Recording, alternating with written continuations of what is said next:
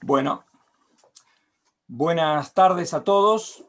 Esta semana es una semana especial en la cual estamos con la semana de consolidación de conocimientos, por lo que es doble mérito el que tengamos la presencia de todos ustedes y que estemos con la posibilidad de que alguien que sabe del tema nos pueda ir despejando dudas respecto de las vacunas candidatas para el COVID. Quiero agradecer muy especialmente la disposición que ha tenido la doctora María Gabriela Graña, pediatra, infectóloga pediatra, inmunóloga, directora para Latinoamérica de la empresa GSK del tema de vacunas, directora médica de vacunas, y que nos va a acompañar, y lo que vamos a tratar de hacer es un diálogo, un coloquio en el cual tengamos un tiempo importante como para despejarnos todas las dudas que podamos tener. Lo que tenemos previsto es que Gabriela de alguna manera nos oriente, nos introduzca al tema, nos dé aspectos relevantes que tenemos que tener en cuenta y considerar, para luego abrir una ronda de preguntas en la cual quienes activamente han participado y coorganizado la sesión, que es la gente del Centro de Estudiantes de Enfermería, han ido recopilando una cantidad importante de preguntas, y la segunda parte de esta presentación la vamos a dedicar a ir despejando todas esas dudas que se han ido presentando. Yo los invito a que escuchemos atentamente lo que María Gabriela nos va a compartir, y a partir de allí seguramente algunas de las dudas que tenemos se irán despejando durante su presentación, y otras muy probablemente María Gabriela nos abra un horizonte grande de dudas que trataremos luego de ir resolviendo. María Gabriela, muchísimas gracias a ti y a la empresa que representas por permitirnos compartir los conocimientos de ustedes, así que quedamos en tus manos. Gracias, Sergio, muchísimas gracias. Vamos a tratar de compartir con ustedes qué es esto que nos está generando algunas dudas, que es la nueva vacuna y el nuevo paradigma de cómo se desarrollan las vacunas desde que tenemos este virus que nos está produciendo la pandemia. Así que, Sergio, si tú quieres presentar mi presentación, porque a mí desde el teléfono me cuesta un poco, así que te lo agradezco. La idea es hablar sobre las vacunas candidatas de COVID. Cuando tú me digas que está, yo... Ya está, perdón, hay algo que no puedo dejar de hacer, y es mencionar que María Gabriela es compañera de estudio mío, es cordobesa también, ya se van a dar cuenta ustedes durante la presentación, pero bueno, yo no podía dejar pasar eso y mencionarlo. Ahora, tu primera diapositiva ya está presentándose, Gabriela. Bueno, yo no sé por qué motivo no la puedo ver, pero a ver si ahí la puedo ver. Ahí la estoy viendo. Perfecto, gracias, gracias.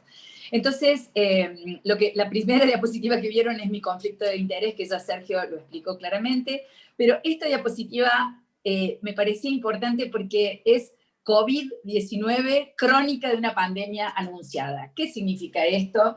Nosotros empezamos a tener registradas pandemias desde el 1918, obviamente ha habido pandemias anteriores, y podemos en la Biblia encontrar pandemias anteriores, pero voy a empezar con las del siglo XX y ahora estas del siglo XXI. En 1918 nosotros tuvimos la primer pandemia del siglo XX, que fue una gripe. Y fue una gripe cuyo patógeno fue el H1N1, y fue un virus de gripe también de origen aviar, o sea, venía de las aves. O sea, lo que les quiero transmitir es que las últimas pandemias que hemos tenido, el origen es animal. Un virus que normalmente empieza a circular entre los animales y por algún motivo se hace contagioso al hombre. La segunda pandemia que tenemos registrada es la del 1957, también fue por el virus de la gripe, y el patógeno fue un virus A, de la gripe A, y de un subtipo, el H2N2. En 1968, nuevamente otra pandemia, la tercera pandemia por influenza, otro virus A, que hace una mutación mayor, y esa mutación mayor fue del subtipo H3N2. En 1981 aparece la pandemia del HIV. Ustedes claramente recuerdan, probablemente ustedes son mucho más jóvenes que nosotros, pero sería la más reciente que hemos tenido. Y en 2002, otra pandemia de origen respiratorio, y ahí aparece un coronavirus. Entonces, claramente, esta pandemia de coronavirus estaba anunciada, y uno por ahí escucha a Bill Gates y dice, este tenía la bola mágica. No, ninguna bola mágica. Veníamos, los que teníamos este recorrido de pandemias, estábamos esperando una pandemia de origen respiratorio, y pensamos en un momento que iba a ser la H5N1, otra gripe de origen aviar que estaba matando a muchísimos animales de corral en el Asia, y sin embargo nos sorprendemos en 2009 con una pandemia de gripe de origen porcino y no aviar. Y también fue una H1N1, y ahí el desarrollo de la vacuna fue bastante rápido, los que lo recuerdan, porque nosotros teníamos aislado el virus H1N1, y entonces la producción de vacunas de gripe, las plataformas de producción de vacunas de gripe eran muy conocidas, entonces la industria reaccionó muy rápidamente a esta pandemia por H1N1. Y ahora viene esta pandemia que nos empieza a sorprender desde diciembre del 2019, en realidad ya había algunos casos registrados en noviembre del 2019, y es el COVID, que es otro virus que produce este síndrome agudo de respiratorio, que se llama SARS por sus siglas en inglés, y acá se lo conoce como COVID-2, porque ya habíamos visto el SARS del COVID-1, que también era un coronavirus, y también fue un virus que muta en un animal y se empieza a transmitir en el hombre. La próxima, Sergio, por favor. Entonces, hay tres posibles maneras de salir de esta pandemia. Una es la que estamos utilizando desde comienzos de año, que es este distanciamiento social, global, estricto y prolongado, que puede llegar a terminar con la pandemia, pero también va a hacer que termine con la economía, así que bastante difícil mantener este distanciamiento social. Otra posibilidad es lograr una inmunidad de rebaño, es decir, que yo tenga el 70% de la población infectada, inmunizada, con defensas, para que proteja al restante, lo cual, como ustedes verán, está llevando muchísimo tiempo y claramente no lo estamos logrando. Y finalmente, la vacunación. La vacunación es lo que logra más rápidamente este efecto rebaño, y por lo tanto, esta vacunación masiva, que nos va a llevar entre 12 a 18 meses, y que dependerá de un escalamiento importante en la fabricación de la vacuna, porque piensen que tenemos que tener un porcentaje de población vacunada muy alto, y que además va a comprometer el tema distribución de la vacuna. Y ya vamos a ir profundizando. Pasemos a la número 5, Sergio. Entonces, acá nos encontramos, y les quería explicar un poquito sobre el sistema inmune que produce esta diferencia entre lo que es infección y lo que es protección. Entonces, yo tengo un patógeno, como lo pueden ver en la parte de arriba del diagrama. El patógeno produce la enfermedad, produce una infección, que en el 81% de los casos es una infección leve, en el 14% de los casos es una infección severa, y en el 5% de los casos es una infección crítica. Esta infección leve, severa y crítica, hasta ahora estamos viendo que produce inmunogenicidad, pero hay algunas publicaciones que están mostrando que si la infección es leve, la inmunogenicidad no estaría durando en el tiempo, y por lo tanto el individuo sería propenso a tener reinfecciones. Y con esto, esta primera ola que vimos en el hemisferio norte, la cero prevalencia, y como pueden ver en Estados Unidos, en Francia, en España, en Alemania, no llega al 5 ni al 15%. Y si ustedes piensan en que yo necesito un 70% de gente con inmunoprevalencia para tener efecto rebaño, estamos viendo que exponiendo a la población a la enfermedad no vamos a llegar a este 70% en los próximos 2 o inclusive 3 años.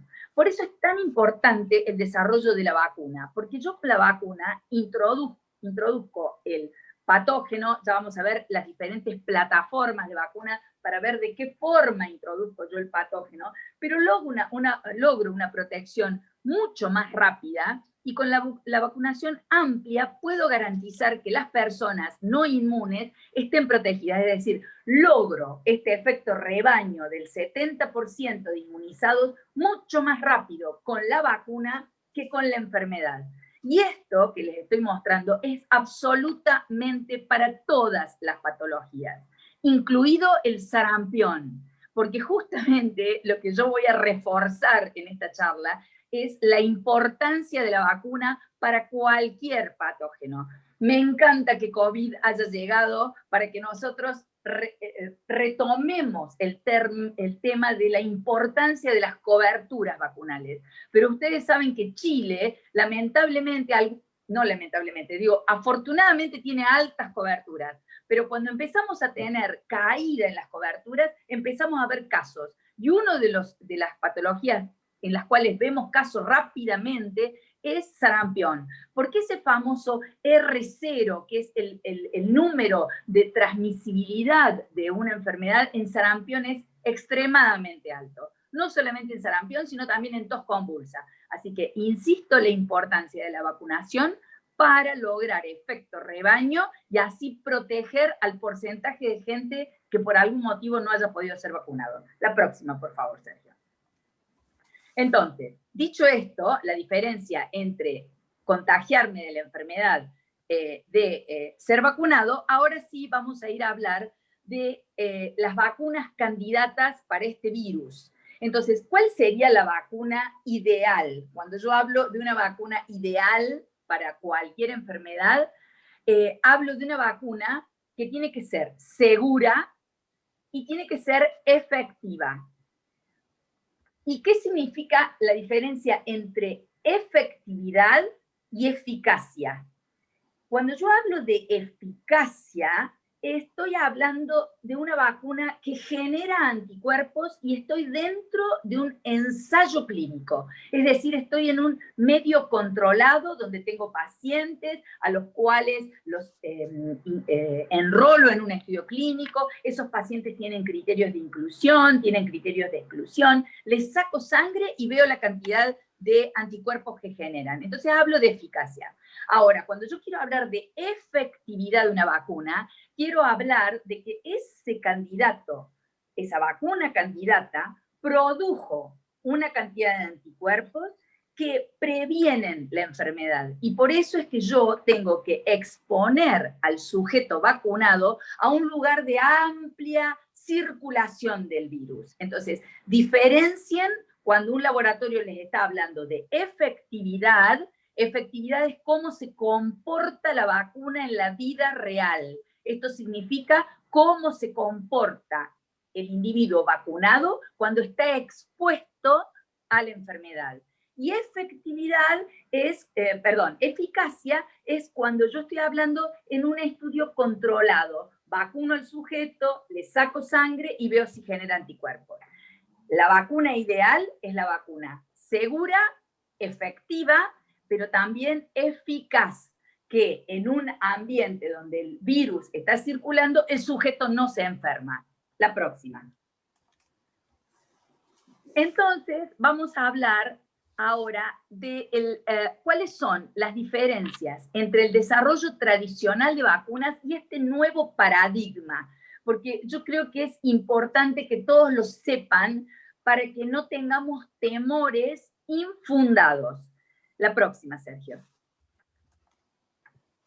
Les quiero mostrar acá cuál es el paradigma tradicional, que son las franjas que ustedes ven en negro. ¿Y cuál es el paradigma pandémico, que ustedes son las franjas que ven en azul? Y fundamentalmente esto está relacionado con los tiempos. Nosotros estábamos acostumbrados a que el desarrollo de una vacuna nos llevara entre 10, 15 y en algunos momentos hasta 20 años. Cuando yo hablo de la vacuna de meningococo B, concretamente es una vacuna que nos llevó 20 años desarrollarla.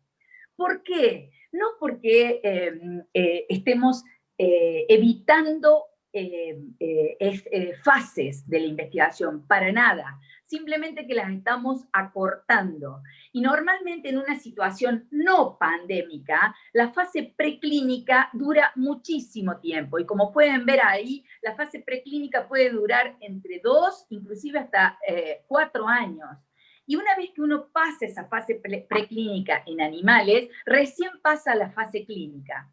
En el paradigma pandémico, las investigaciones preclínicas, primero que se siguen haciendo, pero que permitieron que en los primeros tiempos ya pasáramos a los que se llaman fases clínicas de fase 1, es decir, voluntarios, sanos, que no son en general la población target.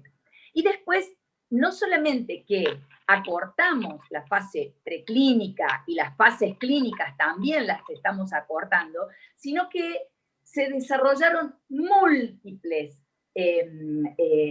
plataformas, y ya les voy a explicar bien qué significa esto de plataformas, son múltiples candidatas, vacunas candidatas en diferentes estadios de desarrollo en cuanto a las fases preclínicas.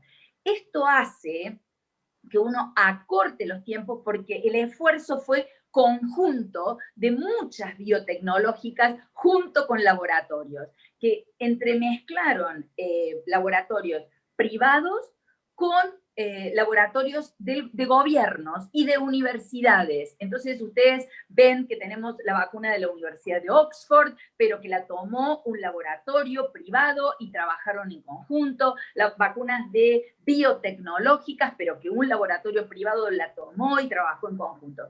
Y otra cosa muy importante que yo les quiero mostrar en este paradigma prepandémico es que las vacunas, donde dice manufactura, normalmente los laboratorios empiezan a producir las vacunas cuando ya terminaron las fases 3 y cuando ya tienen una aprobación de las autoridades regulatorias.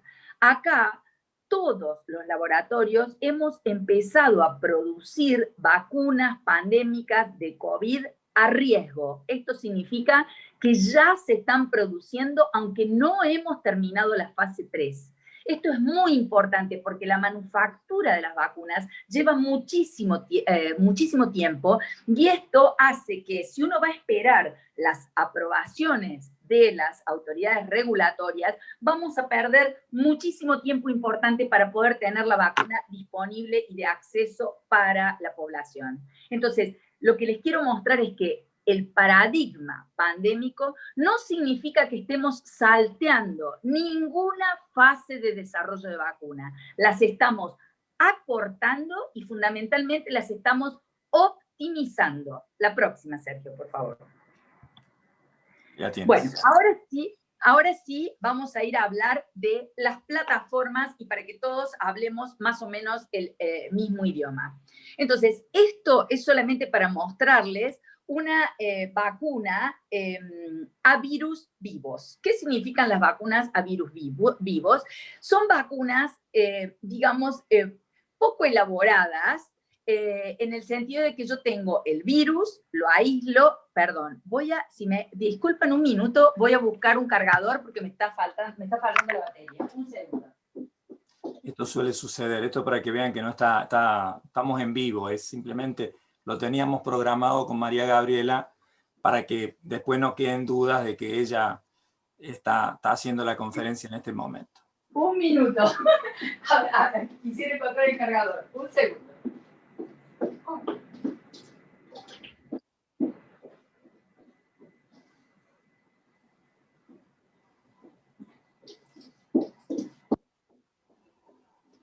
Bueno, es increíble cuando uno necesita las cosas, lo tenía en mi poder. Un minuto, perdón, Sergio. Nos pasa a todos a veces. Ay, Dios.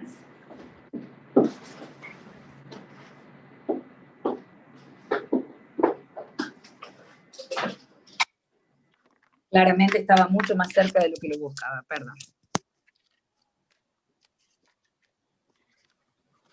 Ahora sí. Entonces, volviendo a estas vacunas de virus vivos. Estos virus vivos, no sé si me están viendo ahí porque corrí un poco la cámara. Perfecto. Muy bien. Estas vacunas a virus vivos son vacunas en realidad bastante inmunogénicas. ¿Por qué? Porque el virus es presentado por esta CPA, que es la célula presentadora de antígenos, y este virus, en general, son virus vivos, pero claramente debilitados. Hay dos formas de debilitar un virus. Un virus se puede debilitar a través de células animales o humanas. Uno le va haciendo pasajes al virus a través de estos cultivos celulares y entonces va perdiendo la infectividad. Pierde la infectividad, pero no pierde la capacidad de producir anticuerpos.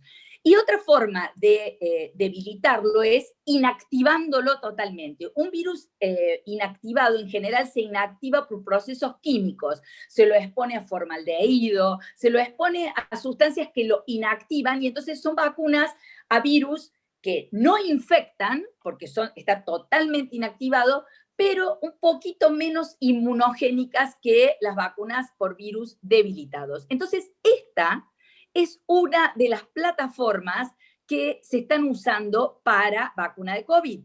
Los ejemplos que tenemos de este tipo de plataformas en las vacunas que ya tenemos es la vacuna de rubiola, sarampión y papera. Es una vacuna a virus vivos inactivados. También tenemos vacunas a virus vivos debilitados, como es la de la varicela. Entonces, es una plataforma sumamente conocida. Es una plataforma que nos da confianza porque es una plataforma que le conocemos claramente la seguridad. La próxima, Sergio. Esta plataforma es la plataforma de vacunas a virus, como les comentaba, vivos. Discúlpenme porque me parece que yo estoy pasando a otro tiempo. Ahí está. Y vuelvo a decirles, puede estar debilitado o puede estar inactivado. Soy yo la que lo está pasando a otro tiempo. Ahí está. La próxima, esta misma. Las vacunas de DNA y RNA. Entonces, estas plataformas son bastante nuevas. Y estas plataformas son plataformas que realmente se estaban investigando, estaban en fase preclínica, habíamos usado algunas de estas vacunas, pero claramente no eran tan difundidas como las que conocíamos de virus vivos, o atenuados o debilitados. La vacuna de DNA, fundamentalmente, es una técnica nueva que tiene un vector, contiene un vector, y este vector va a tener estas partículas que van a codificar la secuencia del RNA, y entonces va a mostrar a la célula presentadora de antígeno, le va a mostrar la proteína viral y en forma de vector viral, esta proteína va a ser codificada por la célula productora de antígenos, lo mismo que la partícula con RNA, que es al revés de ponerle DNA, yo le pongo RNA del virus. Actualmente hay 20 equipos que están tratando de desarrollar estas vacunas en ADN o en ARN, pero los más conocidos, que ustedes hoy deben haber leído algo en la prensa, es Moderna, por ejemplo. Moderna tiene esta plataforma y está mostrando una efectividad alta esta plataforma de RNA y de DNA. La próxima, Sergio.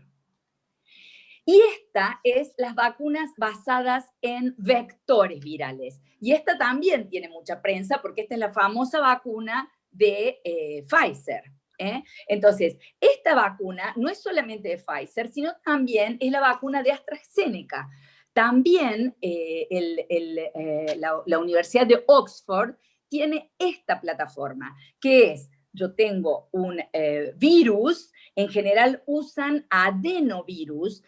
El adenovirus humano es el adenovirus que produce la mayoría de los resfríos. Entonces, el adenovirus humano no sirve como vector, porque nosotros tenemos muchos anticuerpos ya al adenovirus humano. Entonces, es poco probable que estimulemos el sistema inmune con el adenovirus humano. Entonces, empezaron a usar adenovirus de chimpancé. Y por eso esta plataforma que ustedes ven de vectores virales está hecha con adenovirus de chimpancé. También hay algunos que usan retrovirus, pero lo que tenemos ahora para COVID es adenovirus de chimpancé, al cual se le introduce el RNA del virus de COVID.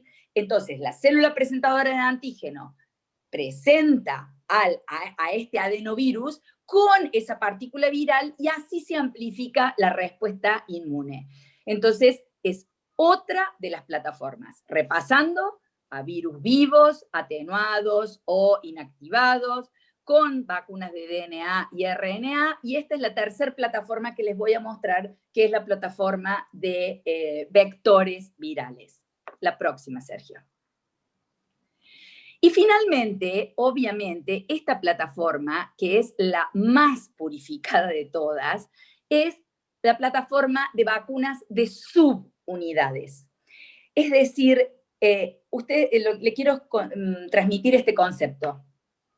Una vacuna, mientras más purificada esté, es decir, cuanto yo voy limpiando y voy encontrando justo la partícula que es el antígeno que va a disparar el sistema inmune, cuanto más purificada es, menos inmunogénica es. Es decir, genera menos anticuerpos.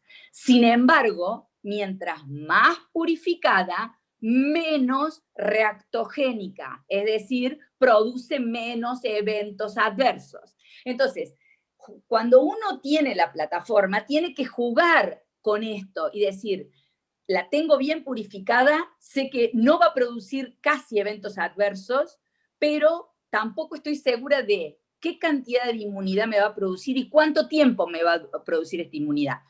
Pero esta plataforma de subunidades puede ser de dos tipos. Subunidades proteicas, y nosotros tenemos plataformas de subunidades proteicas que son todas las vacunas de la gripe. Todas las vacunas de la gripe que andan circulando son vacunas de subunidades proteicas, poco reactogénicas, pero con una inmunidad que no supera en algunas edades el 60%. Y ustedes vieron que la Organización Mundial de la Salud puso como límite el 60%. Ellos dijeron, si una vacuna alcanza el 60% de sujetos que responden, yo la considero como viable. ¿Por qué? Porque está basado en esto, en las vacunas de la gripe, que a pesar de tener una inmunogenicidad baja, es suficiente para lograr este efecto de rebaño. Entonces, subunidades proteicas es una posibilidad, y otra plataforma son esas VLP, que ustedes ven ahí, que son Viral Like Particle, y es justamente una partícula que se asemeja al virus, pero en realidad lo que hace es introducir adentro de esta viral-like particle la parte antigénica del virus, que no tiene material genético, solamente introduce la proteína, que ustedes saben que en el COVID-19 la proteína es esa famosa proteína S, esa proteína que le da como espigas al virus y que por eso se llama coronavirus. Entonces, lo que hace esa tecnología de VLP o Virus Like Particle es introducir la proteína dentro de un transportador que no es un transportador viral como el que les mostré anteriormente. Muy bien, Sergio. Entonces, ¿me pasas la próxima? Entonces, esas serían las plataformas de vacunas candidatas.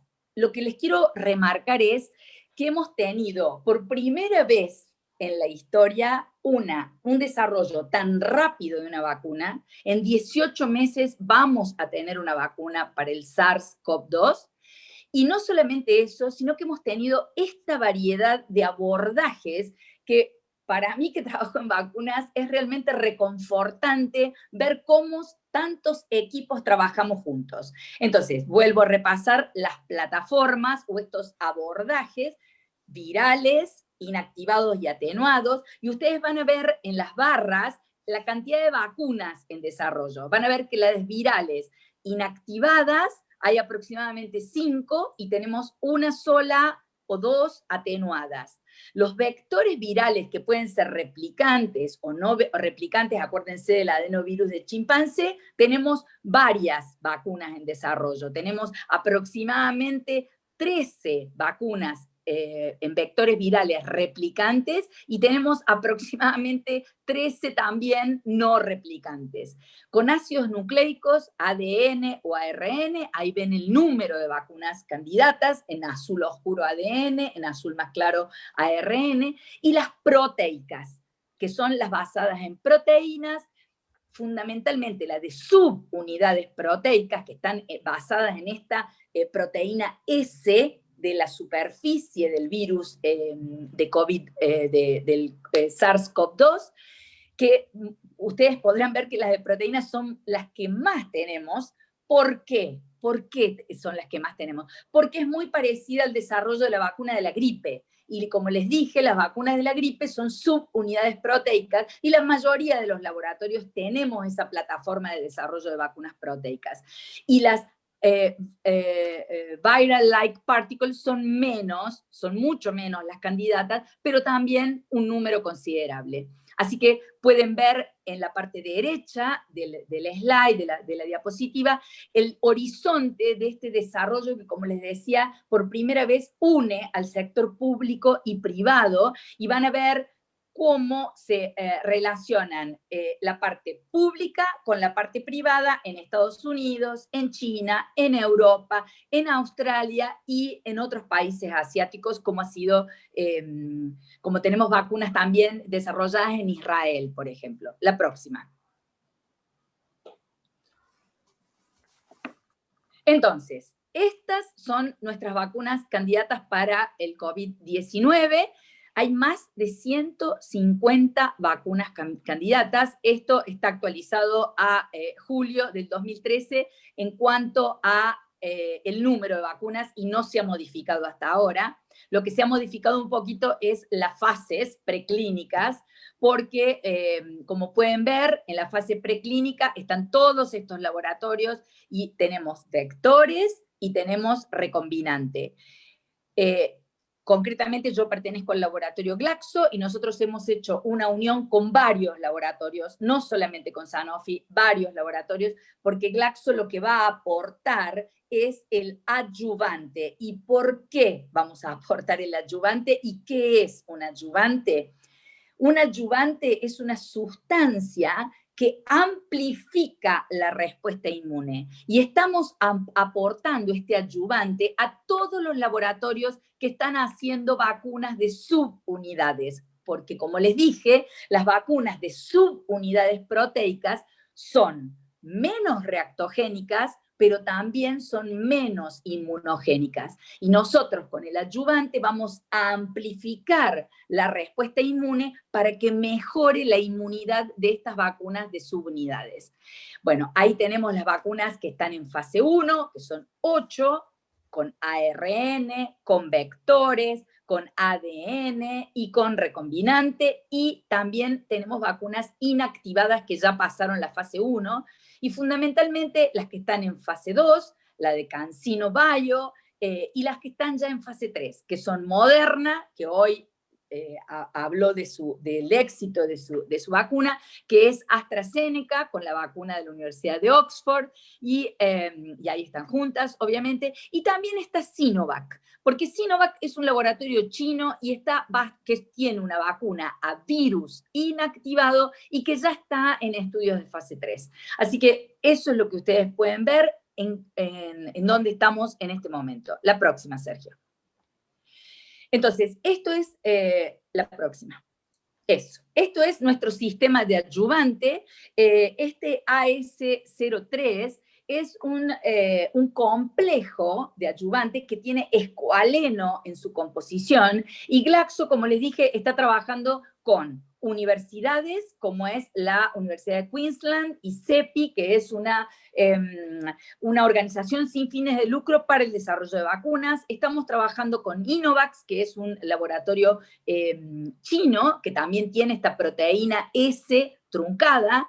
Estamos trabajando con otro laboratorio chino, estamos trabajando con Sanofi, que tiene vacuna de subunidad, y su plataforma es la vacuna de gripe de Sanofi, así que es una plataforma muy conocida. Estamos trabajando con Clover, que estamos en fase 1, y todos los antígenos están basados en la proteína, es decir, vacuna de subunidades.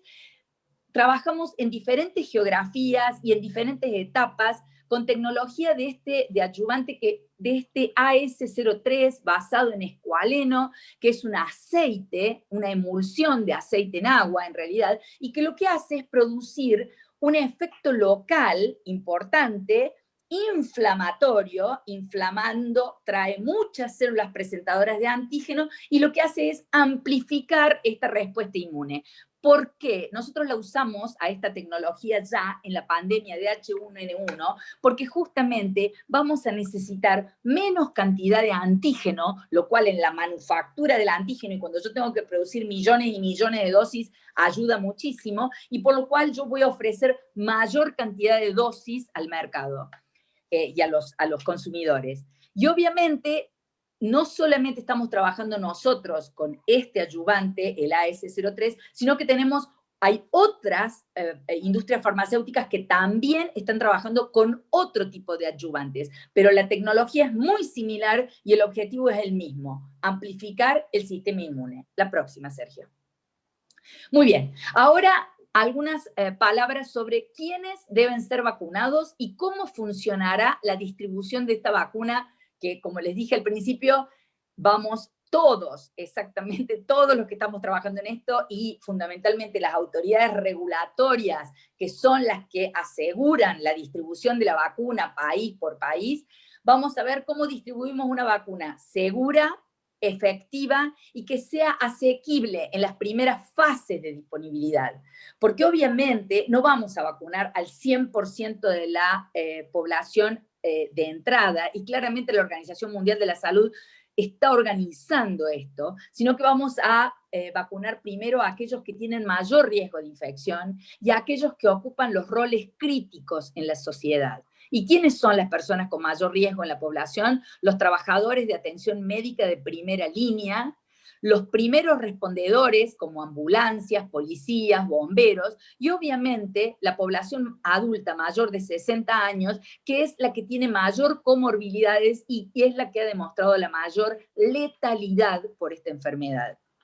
Entonces, vamos a tener que también vacunar al personal de gobierno, aquellos que aseguran la cadena de alimentos, los maestros, y después recién iremos al resto de la población.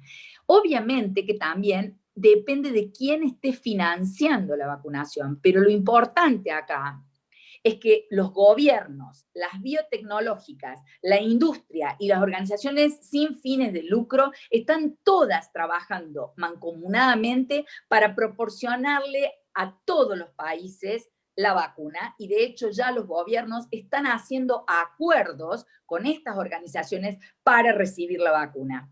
Y otra cosa importante es que las compañías farmacéuticas han hecho una declaración de entregar la vacuna, claramente con un costo, pero sin percibir ganancias para la compañía, y además asegurar que si esas ganancias se obtienen, van a ser reinvertidas en investigación. Y es un compromiso que toda la industria farmacéutica tiene con la Organización Mundial de la Salud. La próxima.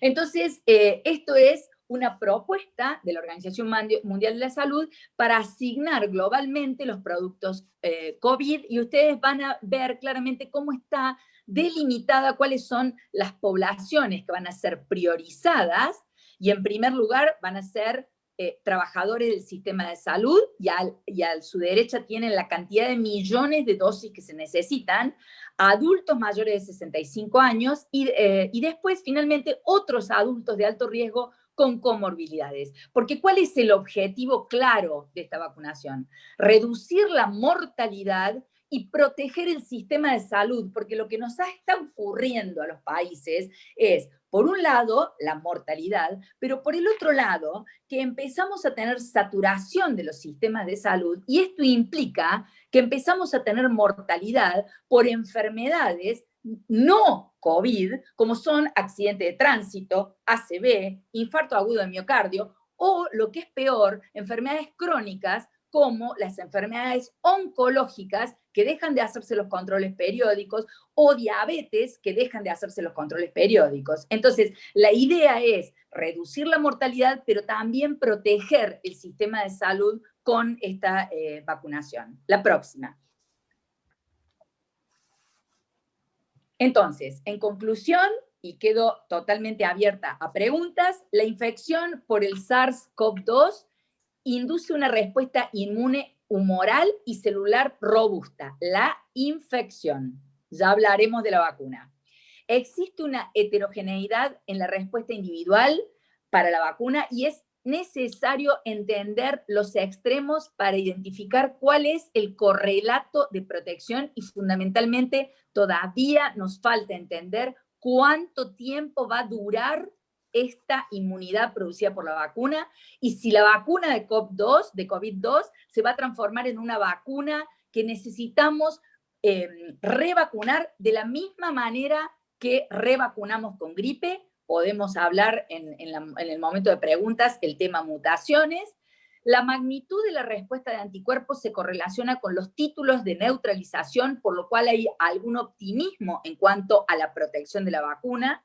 El desarrollo de estas vacunas cambiará el paradigma del desarrollo de vacunas, lo cual a mí, como persona que trabaja en vacunas de hace muchos años, me da muchísima satisfacción porque han aparecido un montón de tecnologías disruptivas que hasta este momento las teníamos en el laboratorio y pasaron del laboratorio a la prueba en humanos a una velocidad que no habíamos logrado en el pasado. Por lo tanto, este cambio de paradigma de una vacuna, de una enfermedad prevalente versus a un paradigma de una vacuna de pandemia nos hace estar más alerta porque claramente esta no va a ser la última pandemia que tengamos. Y es posible que tengamos más de una vacuna para el uso de emergencia, probablemente en el Q2 del 2021. Para uso universal, me atrevo a decir que la vamos a tener para el 2022 o para el 2023. Y con esto, Sergio, quedo abierta a preguntas. Muy bien. Yo lo primero te quiero agradecer y quiero compartirles a los que están escuchando, que hay una gran cantidad de gente, Gabriela, lo satisfactorio que es para mí haberte escuchado hacer una presentación. Como vos dijiste desde el principio, hiciste una declaración de intereses de alguien que trabaja en la industria farmacéutica y que está vinculada a vacunas. Pero creo coincidir con todos los que estamos en la sala que la presentación no tuvo ningún sesgo. Lo que hizo fue abrirnos la cabeza, presentarnos cosas que no teníamos tan claras, ¿está bien?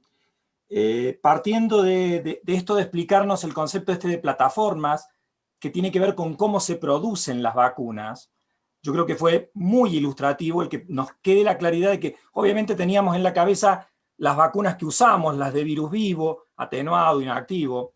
Empezábamos a guatear, voy a usar un chilenismo, ¿está bien? Empezábamos a guatear un poco cuando nos entrábamos a meter en el tema de estas vacunas ADN, ARN, y con mucha claridad distinguimos ahora de qué se trata y confiamos en que esta célula se ponga de acuerdo con la otra para generar inmunidad, ojalá le vaya bien, ¿está bien? En ese proceso.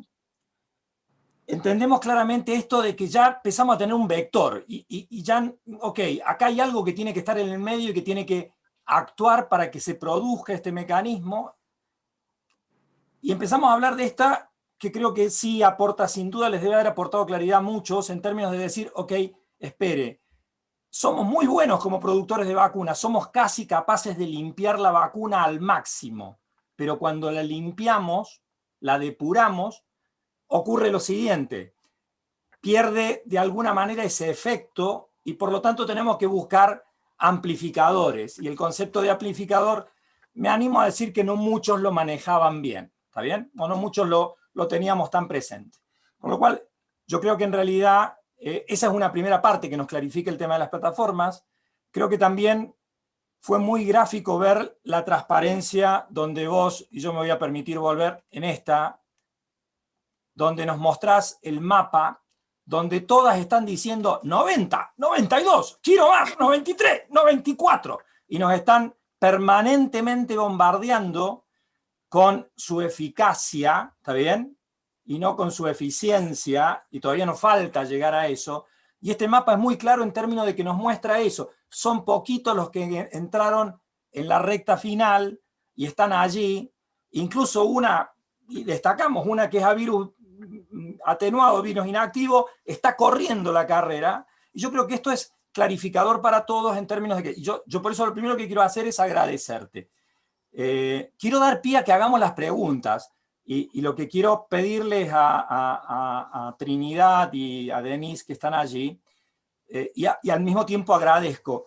El Centro de Estudiantes de Enfermería tomó la responsabilidad de buscar preguntas. Yo les quiero comentar a Denise y a Trinidad, a las dos, y por su intermedio al Centro de Estudiantes de Enfermería, que yo compartí con Gabriela las preguntas. Y no hubo ninguna que Gabriela no calificara como muy interesante. ¿Está bien? No las quiero poner nerviosas ahora que le van a hacer la pregunta, pero sí quiero destacar, y me siento orgulloso yo como universidad, de que alguien experto como es Gabriela haya dicho qué buenas preguntas que hicieron. Ojo, otra cosa es que tenga todas las respuestas Gabriela, eso es otra historia, ¿no? Pero sí quiero destacar el orgullo que uno siente cuando son nuestros estudiantes los que indagaron entre sí, entre las personas, quiénes eran las preguntas y son capaces de formularlas. Si te parece, Trinidad, partimos contigo haciéndole la pregunta y Gabriela va respondiendo y vamos haciéndole otras y luego Denise le hace las siguientes. ¿Te parece? Perfecto. ¿Me escuchan? Trini. ¿Me escuchan? Sí, Bajito te escucho. acércate un poco más el micrófono, pero te escuchamos. ¿Te escucha demasiado bajito, Trini? ¿Más fuerte? Ahí, perfecto. Dale. Ya. La primera pregunta la hace el compañero Francis, familia de nivel 600, que nos pregunta, ¿cree que la vacuna tendrá algunos efectos adversos muy notables? Me parece excelente la pregunta. Vuelvo primero. Todas las vacunas, por más subunidades que sean, tienen eventos adversos. Considerar que una vacuna es 100% segura es una falacia, es llegar a una conclusión equivocada partiendo de premisas equivocadas. Todo acto médico tiene un riesgo. Ahora, con respecto a la pregunta concreta, ¿cree que alguna vacuna va a tener menos eventos adversos? Y la verdad es que la experiencia muestra que las vacunas, mientras más purificadas, mientras más subunidades sean, menos eventos adversos tienen. Pero como yo les expliqué recién, el concepto del adyuvante, esa vacuna yo le voy a tener que poner, no sé por qué, me escuchan bien, ¿no? Sí, te escuchamos bien. Bien, le voy a tener que poner un adyuvante y el adyuvante me va a dar eventos adversos, porque sabemos que el adyuvante, ahora, el tema es cuáles son los eventos adversos. Los eventos adversos en general se clasifican en locales y en sistémicos. Locales son dolor en el sitio de inyección, tumefacción, eritema, que si ustedes se han puesto alguna vez la antitetánica, los conocen perfectamente. ¿Y cuáles son los sistémicos? Decaimiento general, fiebre, cefalea, mialgia, son los síntomas típicos, pero todo depende también de qué vacuna y qué plataforma esté usando. Entonces, justamente la fase 3 es indispensable para conocer efectividad de la vacuna, y te agradezco, Sergio, que digas esto del 90%, 97%, porque parece una carrera por el porcentaje de respondedores. pero también es clave para conocer cuáles van a ser los eventos adversos más frecuentes, menos frecuentes e importantes. Y lo último que les quiero recalcar, todo estudio clínico registra el 100% de los eventos que le ocurren a un individuo que está dentro del ensayo clínico. Y esto registra también infartos, muerte, enfermedades que no siempre están relacionadas con la vacuna. Y por eso lo importante que ustedes sepan que todos estos estudios clínicos tienen un comité de ética asesor independiente que revisa todos los eventos secundarios que aparecen en el estudio clínico y decide si el estudio clínico se para o no se para, el enrolamiento se para o no se para. Eso habla de la seriedad del desarrollo de todas estas vacunas. Okay. Espero haber contestado tu pregunta con eso. Sí, respondió muy bien. Muchas gracias. Denise, ¿quieres hacer tú una? Vamos alternando, ¿te parece? Sí, profe, ningún problema. Ya, tengo también de Francis Familia, del nivel 600, que le pregunta a la doctora María, ¿cómo cree que se haga? Organiza el tema de la distribución.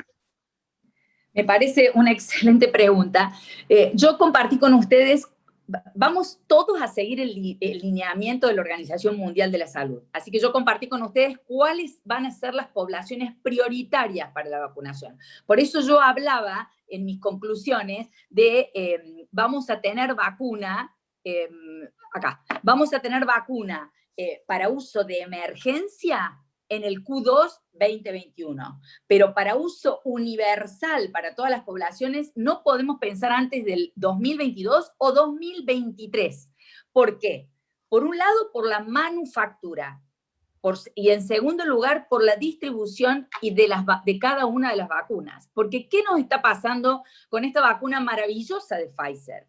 Que la conservación de la vacuna es en menos 80 grados. Y eso, obviamente, en los sistemas de salud de algunos países, como los países africanos o los nuestros, conseguir freezer de menos 80 grados para conservación de la vacuna, o el transporte en un país tan largo como es Chile, o la misma Argentina, el transporte de estas vacunas nos va a consumir muchísimo dinero el sistema de salud. Y por más que el sistema de salud esté invirtiendo mucha cantidad de dinero en vacuna de COVID, en el presupuesto están reservando mucha cantidad de dinero, imagínense lo que significa comprar freezer de menos 80 para Iquique. O sea, para todo el país, de Punta Arenas a Iquique. O sea, es muchísima la inversión que excede a la compra de la vacuna. Así que, con respecto a la distribución, lo que yo sí les quiero asegurar es que la Organización Mundial de la Salud tiene lineamientos claros y son los lineamientos que vamos a seguir los productores de vacuna y que van a seguir los países compradores. Trini. Sí, profe. Otra pregunta, dale, así alternamos y vamos cambiando se lo hacemos más entretenido. ¿Profe? Sí. Hola, profe. Soy Camila González, también soy del centro de alumnos. Lo que pasa Perfecto, es que Camila, no le estaba viendo la imagen, le pido 1000 disculpas, como no estaba ahí, pero por favor, hágale la pregunta a usted ahora. Ya, mire, la pregunta que tengo sería...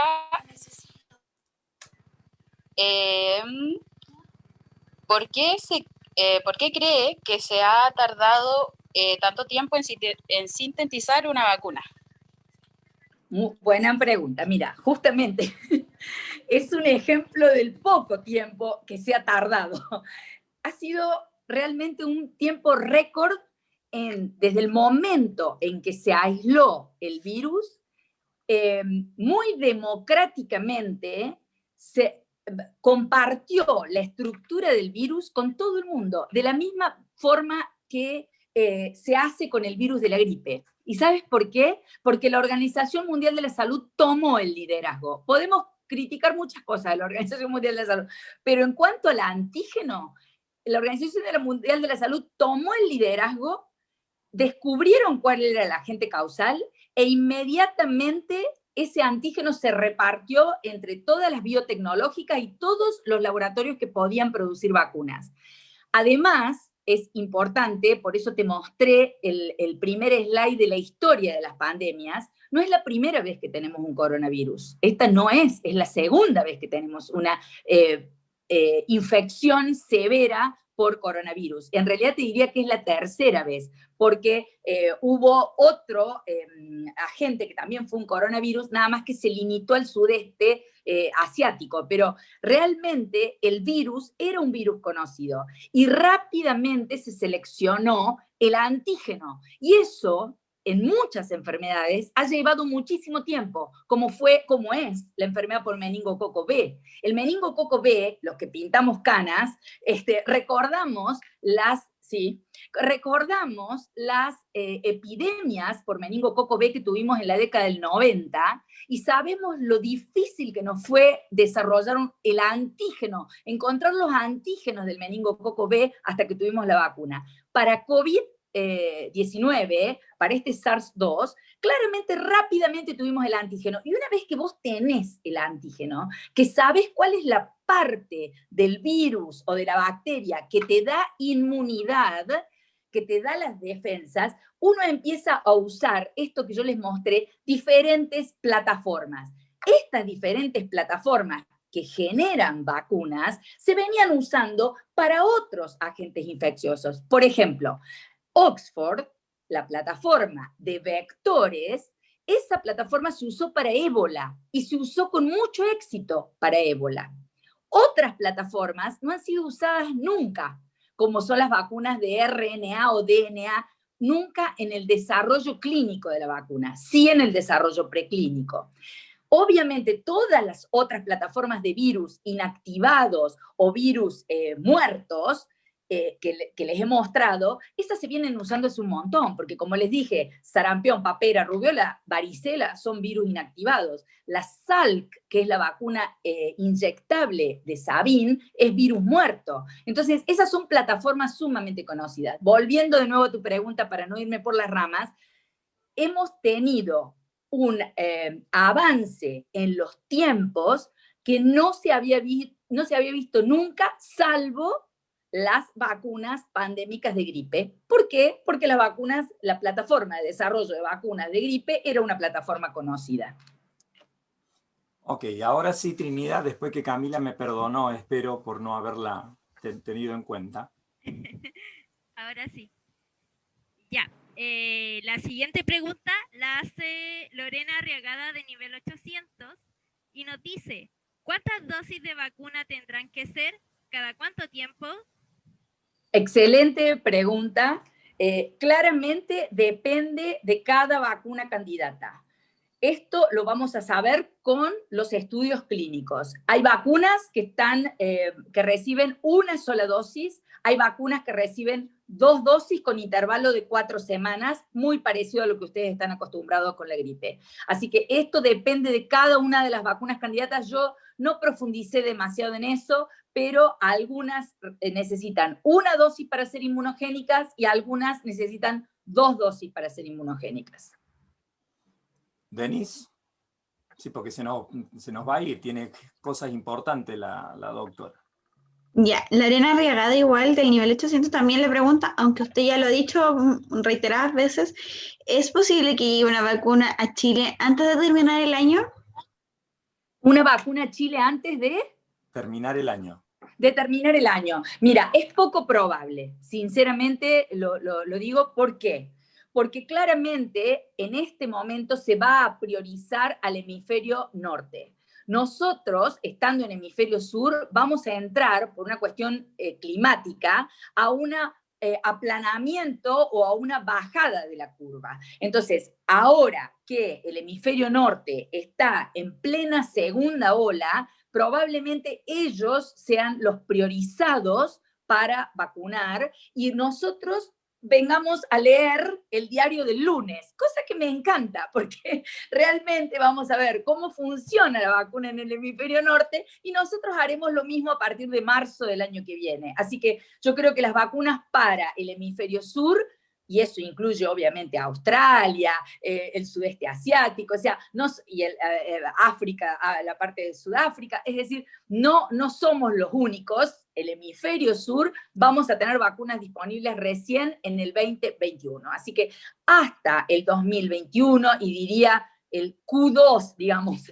el segundo cuarto del 2021, nosotros tenemos que seguir con las medidas que hasta ahora han mostrado ser eficaces. Aislamiento, uso de mascarilla y lavado frecuente de manos.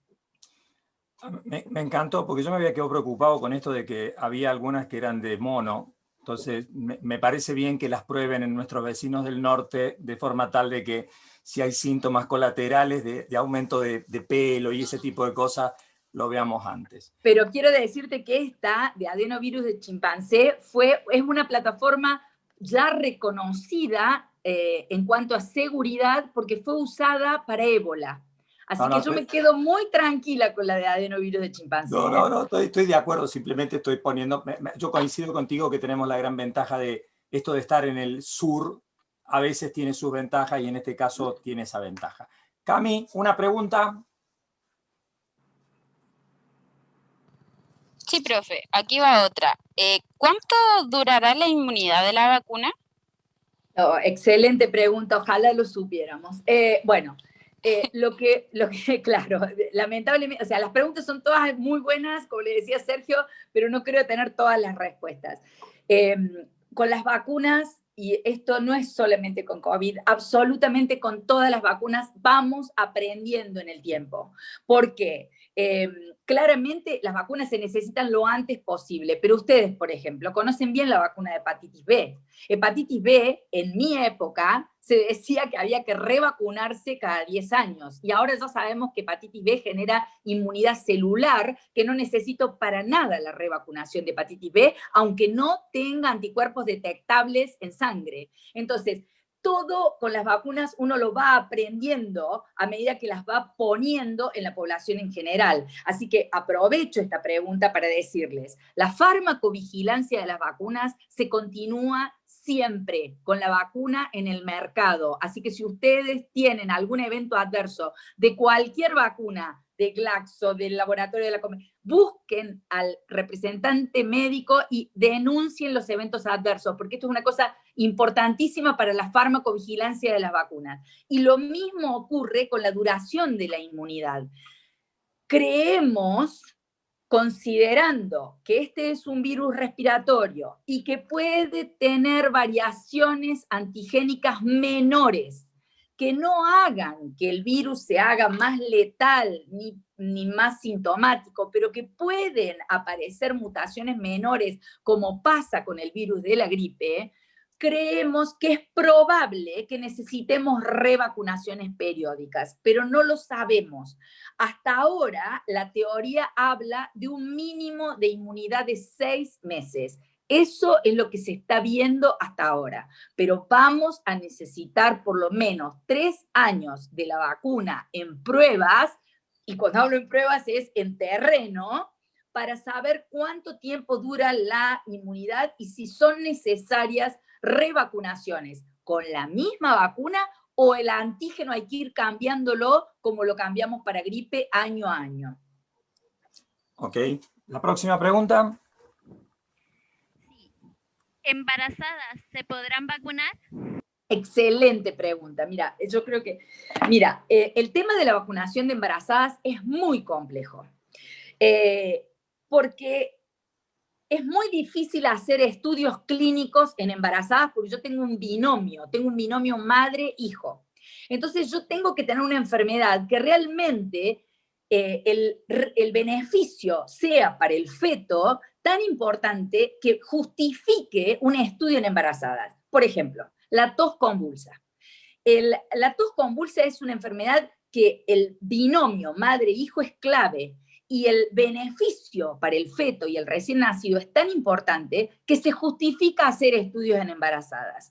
Y no es el caso de COVID, porque ustedes saben que COVID no es una infección que sea más grave en la embarazada ni en el feto, como sí lo era la pandemia de gripe. La pandemia por H1N1 me permitió hacer estudios en embarazadas con vacuna adyuvantada, porque la H1N1 realmente era letal para la embarazada y para el recién nacido. Entonces, en este caso, es poco probable que yo pueda hacer estudios clínicos en embarazadas, porque el beneficio contra el riesgo es muy bajo. De cualquier manera, si alguna mujer embarazada se vacuna por error, porque no sabe si está embarazada o no está embarazada, bueno, eso en el seguimiento de la farmacovigilancia veremos qué pasa en la mujer embarazada. Me animo a decir que van a ser vacunas en general, sobre todo las con vectores de adenovirus o las de subunidades con adyuvante, que van a ser seguras para la embarazada. Pero lo que sí puedo decir es que no vamos a hacer estudios clínicos en embarazada, porque la embarazada y el feto no es población de riesgo. Denise. Sí, profe. La compañera Laura Ospina del nivel 200, su pregunta es la siguiente. ¿Por qué hay un miedo generalizado por esta vacuna? Hay personas que comentan que no quieren que se administre esta vacuna porque puede ser perjudicial. Mira, es muy interesante esa pregunta, porque el tema del temor a las vacunas no es solamente por esta vacuna. Si tú te recuerdas, lamentablemente nosotros tuvimos un incidente muy triste de una publicación que erróneamente asoció autismo con vacuna del sarampión. Y eso nos llevó a brotes y a letalidad del sarampión, a pesar que la revista que había publicado este artículo lo desmintió, y a pesar que su autor fue expulsado de la Sociedad Médica de Inglaterra. Pero es increíble cómo queda en la gente el temor a la vacunación, que tiene un fundamento lógico. ¿Y cuál es este fundamento lógico? Cuando yo vacuno a población sana. Los eventos secundarios de las vacunas son no tolerados. Si yo, a mí alguien viene y me dice, señora, usted tiene un cáncer y la voy a tratar y se le va a caer el pelo, yo voy a aceptar el evento secundario porque me quiero curar del cáncer. Si a mí vienen y me dicen, usted tiene un bebé de 2 meses y yo le voy a aplicar una vacuna que tiene riesgo de convulsión febril, yo claramente no voy a aceptar el evento secundario, porque voy con un recién nacido sano y me van a decir que tengo riesgo de convulsión febril. Entonces, lo que quiero decir es, el temor a la vacunación tiene un fundamento, no es irracional, pero es responsabilidad de la comunidad médica estar lo suficientemente informado para poder sacar este temor de la comunidad en general, que decir que una vacuna que tiene RNA va a entrar a mis genes y me van a poner un chip que me van a registrar los rusos a ver dónde me estoy moviendo, o que los chinos, etcétera, etcétera. Entonces, ese es el temor, que la responsabilidad médica es decir, no, miren, las vacunas pasan todas por una fase de investigación, pasan todas por autoridades regulatorias que miran todos los eventos adversos, regulan la parte de inmunogenicidad, y además seguimos con una farmacovigilancia que si en algún momento nos produce una alerta, toda la comunidad médica va a estar enterada. Eso es lo que genera confianza en las vacunas. Somos los médicos, los enfermeros, todos los agentes de salud, absolutamente todos los agentes de salud, los responsables en transmitir la confianza en las vacunas. Y muchas veces somos nosotros, justamente, los agentes de salud, como fue este médico que publicó erróneamente esta asociación en el Lancet, los que desprestigiamos lo que no se debería desprestigiar, porque después del agua potable no ha habido una intervención en salud pública que salve más vidas que la vacunación. Bueno, yo voy a aprovechar una cosa, quiero hacer una aclaración. Gabriela, al igual que lo que me pasaba a mí al principio, usa como sinónimo medicina o médico de profesionales de salud, ¿está bien? Y lo quiero comentar así abiertamente. Lo aclaró recién cuando dijo los agentes de salud en su conjunto. Este es un tema global, ¿está bien? Y es súper importante. Camila, vamos con la pregunta para optimizar y ir cerrando un poquito, porque está entretenido, pero nos hemos pasado del tiempo, ¿no?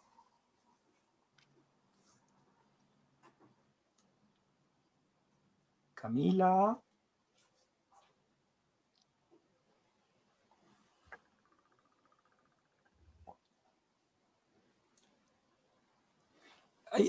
No sé. Te pide Camila que le dejes prender el micrófono. Se ve que alguien la ha muteado. Ok, momento. Salió un minutito y ahí vuelve. Está mandando mensajes. Okay. Leía alguna pregunta en el mientras tanto con respecto a lactancia. Ahora sí, profe. Ahora sí. Disculpe, dale, que se me había caído la conexión. Bueno. La siguiente pregunta es de parte de uno de nuestros compañeros del mismo centro de estudiantes y dice, ¿es segura la vacuna o tiene riesgos? Yo creo que ya la contesté a la pregunta, Cami. Sí, ya está como bien respondida. ¿Le digo otra? Sí, por favor. Tengo por ahí guardadita también. ¿Cuánta inmunidad tendrá la vacuna para el COVID-19? A ver, el tema son los títulos neutralizantes. Entonces, esta historia que estamos escuchando ahora y que Sergio remarcó es qué porcentaje de sujetos en el estudio clínico tienen títulos neutralizantes. Entonces ahí empezamos a pelear con el 90%. Mientras el 60% de los individuos tengan títulos neutralizantes, la vacuna es aceptable según la Organización Mundial de la Salud.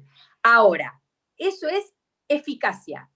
¿Cómo se comporta esta vacuna en la vida real? Es decir, la efectividad. Yo vacunada, hice títulos neutralizantes. ¿Me enfermo o no me enfermo? Es algo que lo vamos a ver cuando vacunemos masivamente, porque normalmente eso debería verse en las fases 3, pero las fases 3 nos llevaría mucho tiempo terminarlas, y es por eso que vamos a aprobar estas vacunas sin fases 3 terminadas. Y por eso los sujetos que están en este momento en investigación van a ser seguidos durante 2 años, porque les van a seguir midiendo anticuerpos para ver la persistencia de los anticuerpos.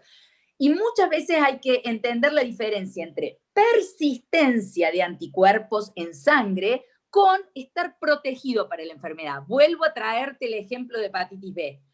Sabemos ahora, después de más de 30 años de tener vacuna de hepatitis B accesible, que no es necesario tener títulos protectores en sangre, que puede ser que yo no tenga títulos protectores en sangre y sin embargo expuesta a hepatitis B, inmediatamente por mis linfocitos de memoria haga respuesta y no me enferme. Entonces, es muy relativo contestar esa pregunta. ¿Me entendiste? Sí. Ok. A ver, ¿te podemos robar 5 minutos para una última ronda de preguntas? Sí, totalmente. Trini, ¿tenés alguna pregunta que te falte? Sí, profe. Pero un poquito para poner acá. Ya. ¿Es cierto que la vacuna de la influenza puede aliviar un poco el contagio del COVID? Muchísimas gracias por esa pregunta, porque me pareció muy interesante cuando la leí. Miren, el tema es el siguiente. La vacuna de la influenza, la vacuna de la gripe, no alivia los síntomas del COVID. No hay ninguna reacción cruzada entre el virus de la gripe y el COVID. Sin embargo, a principio de año, ustedes habrán visto que el ISP y todo el personal médico de Chile se puso al hombro la campaña de vacunación de gripe y logramos coberturas altísimas con vacunación de gripe. ¿Por qué? Porque la idea era descartar o no tener otra patología respiratoria que nos confundiese con COVID. Los síntomas de la gripe son muy parecidos al virus y por lo tanto, si sabíamos que el sujeto estaba vacunado contra la gripe, sacábamos una enfermedad que, si hubiese habido comorbilidad entre gripe y el virus del SARS-2, obviamente ese paciente tenía peor pronóstico. Entonces, no solamente se recomendó y la Organización Mundial de la Salud recomendó la vacunación masiva de gripe, no porque vaya a cubrir y que yo vacunada con gripe no me iba a enfermar de COVID, sino porque la superposición de dos enfermedades respiratorias iba a tener peor pronóstico. Y lo mismo fue para la tos convulsa. Se recomendó la vacunación de la tos convulsa en los adultos mayores para evitar superposición de enfermedades. Muy bien. Me encantó la respuesta, esta respuesta. Yo tenía un montón de gerontes en Córdoba, compañeros míos, que se resistían a estas cosas y por suerte logramos vacunarlos. Denise. Mi pregunta es, ¿valdría la pena estar vacunados e igual dejar de utilizar los implementos de protección o se deberían mantener igual implementos de protección como mascarillas, guantes? Excelente la pregunta, excelente. ¿De qué depende que yo me pueda relajar y sacarme la mascarilla? De la efectividad de la vacuna. Es esto que yo te nombré. Yo vacunada, me sacaron sangre, hice anticuerpos, me expongo al virus y no me enfermo, es decir, la efectividad de la vacuna es alta, podremos relajarnos con la mascarilla. Si yo no demuestro una efectividad alta de la vacuna, vamos a tener que seguir con estas medidas de aislamiento.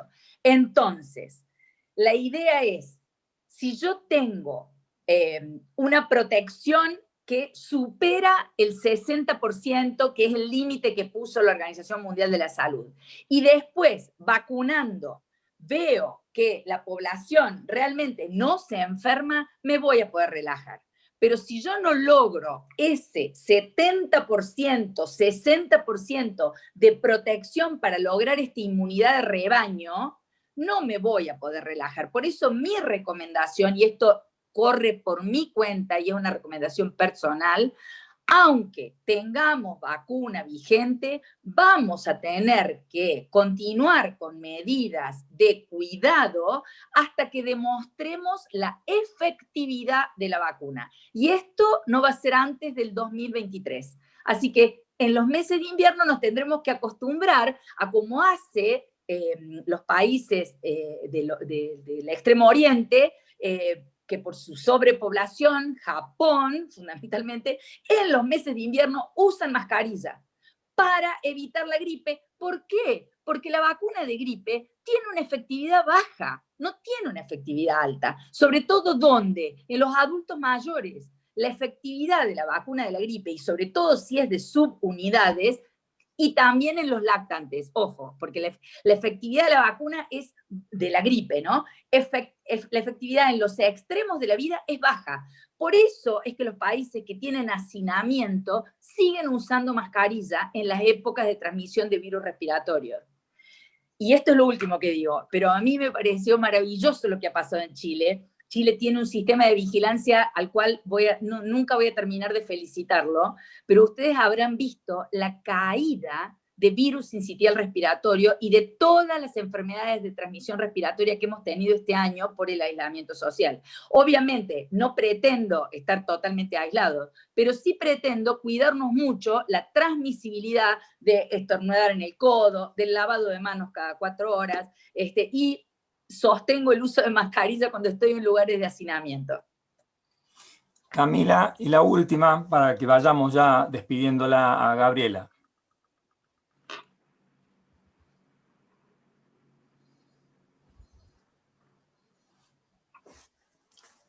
¿Está la Cami o se le cayó? Ahora sí, profe, disculpe. No hay problema. La pregunta dice así, ¿en alguna etapa del ciclo vital puede ser más efectiva que en otros? Es muy buena pregunta. La verdad es que ustedes saben que los dos extremos de la vida tienen los lactantes una inmadurez. Es decir, el lactante es un individuo inmaduro en su sistema inmune hasta los 2 años. Entonces, pero a su vez sabemos que el lactante no es población de riesgo para este virus. Entonces, no se ha estudiado en el lactante. Y se ha empezado a estudiar desde el adulto en adelante. Y el adulto mayor también tiene un sistema inmune por inmunosenescencia, es decir, por envejecimiento de su sistema inmune. Claramente esta vacuna se está estudiando en adultos y adultos mayores. La pregunta es, ¿cuál es el mejor respondedor? No hay duda que es el adulto joven. El adulto joven entre los 10 y los 30 años, ese es el mejor respondedor para las vacunas respiratorias conocidas como es la vacuna de la gripe. Y extrapolando lo que pasa con la gripe, uno podría sospechar que esta vacuna proteica, esta vacuna de virus atenuados, probablemente sea más inmunogénica en el adulto joven. Sin embargo, las poblaciones objetivo de esta vacuna es el adulto mayor. Así que si la pregunta es, ¿usted cree que alguna población va a responder mejor? Y sí, los adultos jóvenes van a responder mejor, pero también los estudios se están haciendo en adultos mayores porque es la población objetivo. Y como les mostré en el diapositivo, la población objetivo van a ser, primero, todo el personal de salud, que se considera indispensable, después los distribuidores de alimentos, considerados indispensables, los agentes de seguridad, como son bomberos, carabineros, que son considerados indispensables, los docentes, y toda esa población son adultos jóvenes en general. Y también, obviamente, la población objetivo, donde sabemos que la letalidad es mayor, que es el adulto mayor por las comorbilidades. Bien, yo sinceramente no me queda otra que quisiera pedirle a Trinidad, antes de hacer mi agradecimiento a ti, Gabriela, pedirle a Trinidad, a Denise y a Camila que cada una te dé su opinión respecto de lo que ha sido la charla. Después pedirte a ti que nos hagas un saludo, porque yo me quiero guardar de postre para saludarte, ¿no? Es decir, eso es un derecho que me voy a rogar. Trini. Sí, profe. Doctora María, yo le quiero dar las gracias a nombre de todo el Centro de Estudiantes por esta disposición para poder enseñarnos con respecto a este tema que es tan relevante y nos ha aclarado muchas cosas, porque hay cosas que a nosotros nos pasan en el aula, pero no quedan tan claras, y usted lo ha explicado de una manera tan didáctica, tan comprensible, que de verdad ha sido maravilloso esta instancia y muy enriquecedora. Yo de verdad que le agradezco de todo corazón esta disposición, y al profe Sergio también por abrirnos estos contactos para tener acceso también al conocimiento con otras personas. De verdad se lo agradecemos mucho. Denise. Bueno, sumándome a lo que dijo Trini, primero que todo darle las gracias a este profe Conning por hacer esta gestión muy buena. Yo en el correo igual le puse que estábamos súper agradecidos con la Trini, la Cami y el Centro de Estudiantes en general por estas cosas, porque esto de verdad nos ayuda el día a día como enfermeros y como profesionales de salud. Y nada, muchas gracias a los dos por su tiempo, por su dedicación, por todo. Estuvo súper buena la charla, de hecho a mí me gustó porque era algo sencillo de explicar, cosa que no, si usted me dice, ¿usted lo puede explicar a otras personas? Sí, se puede. Así que eso, muchísimas gracias. Cami, qué placer verla. Hola, profe. Es que no podía prender mucho la cámara porque estoy en la pega. Estoy Muy haciendo bien. turno. Por eso es que estaba un poquitito ocupada y se me había desconectado el internet. Profe, ¿podría hacer una última pregunta que me está solicitando una compañera? Pero si usted ya está con el micrófono abierto y Gabriela estaba con la mejor predisposición, después de la... Totalmente. Ya, muchas gracias. Ya, se la dio. Es de parte de Esther Arriagada. Dice, en la actualidad el sistema de salud ya está colapsado. Además, sabemos que se necesitan muchos profesionales más. ¿Realmente es necesario que ellos se vacunen primero, sabiendo que tienen efectos secundarios? ¿El país se vería afectado de mayor manera? Me encanta que me hayas hecho la pregunta porque yo la leí y veía que ella ponía, por favor, conteste esta pregunta, así que yo le iba a contestar lo mismo. Mira, No sabés primero, lo que... Perdona, Gabriela, yo la tengo de estudiante, Esther. Y nos iba a perseguir hasta el infinito y más allá. No, me parece perfecto, pero no yo era... quiero, César, Sergio, que vos también aportes, porque en primer lugar, por lo que yo tengo entendido, el país no tiene el sistema de salud colapsado en este momento. Estamos todos de acuerdo con eso. O sea, el sistema de salud estuvo colapsado en un momento, pero en este momento, por el buen manejo de la pandemia que ha tenido Chile, no tiene el sistema de salud colapsado. Ese es mi primer punto. El segundo punto, y me parece muy interesante que lo pregunte, porque claro, ella dice, si es una vacuna que tiene eventos secundarios y vamos a estar los profesionales de salud los primeros en vacunarnos, y si tenemos muchos eventos secundarios vamos a no ir a trabajar. O sea, obviamente la preocupación de ella es una preocupación totalmente genuina. Sin embargo, yo la quiero tranquilizar, porque una vacuna que tenga eventos adversos secundarios importantes que impliquen afectar de alguna manera el sistema de salud de un país, es una vacuna que el ISP jamás aprobaría. Yo quiero que confíen realmente en las autoridades regulatorias que tenemos en Chile, y como también yo confío en las que tenemos en Argentina, y como confío en las que tienen en Europa y en Estados Unidos. Las autoridades regulatorias son sumamente estrictas revisando los protocolos de investigación clínica y son parte de los que nos ayudan a los sponsors a redactar los protocolos de investigación clínica. Y ellos revisan los resultados interinos. Jamás permitirían que una vacuna que tenga más riesgo que beneficio sea aprobada para el uso masivo. Entonces, yo quiero que ustedes confíen en que no solamente cuando la vacuna está disponible, es accesible, me está entrando un rayo de luz, y está accesible para toda la población, no solamente ahí nos están regulando, sino también nos están regulando en los estudios clínicos. Y ustedes, yo en las referencias que tiene el doctor Koenig, que ustedes pueden ver, están los links donde ustedes pueden ir a ver los resultados preliminares de los estudios, porque el trial.gov les muestra todos los estudios clínicos que hay y los resultados preliminares. Entonces, con esto quiero decir que cuando una vacuna entra a un calendario o cuando una vacuna se comercializa en un país, cada autoridad regulatoria revisó absolutamente lo que se llama el dossier o la carpeta regulatoria, donde están todos los datos. Así que,